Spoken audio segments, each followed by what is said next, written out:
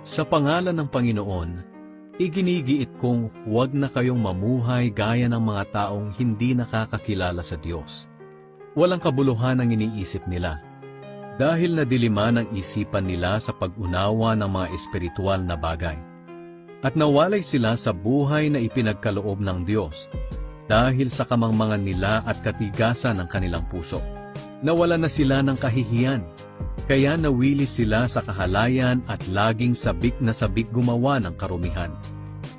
Ngunit hindi ganyan ang natutunan nyo tungkol kay Kristo. Hindi ba't alam na ninyo ang tungkol kay Jesus? At bilang mga mananampalataya niya, hindi ba't naturuan na kayo ng katotohanang nasa Kanya? Kaya talikuran nyo na ang dati ninyong pamumuhay, dahil gawain ito ng dati ninyong pagkatao. Ang pagkataong ito ang siyang nagpapahamak sa inyo, dahil sa masasamang hangarin na dumadaya sa inyo.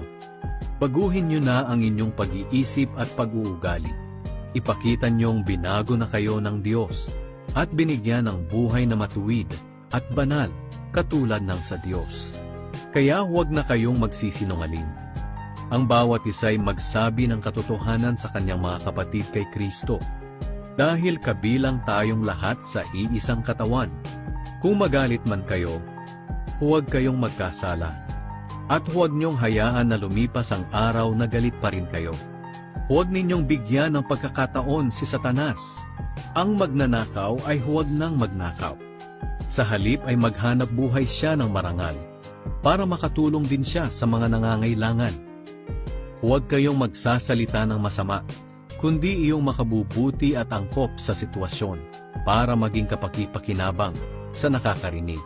At huwag ninyong bigyan ng kalungkutan ng banal na Espiritu ng Diyos, sapagkat ang banal na Espiritu ang siyang tanda na kayo'y sa Diyos, at siya ang katiyakan ng kaligtasan nyo pagdating ng araw.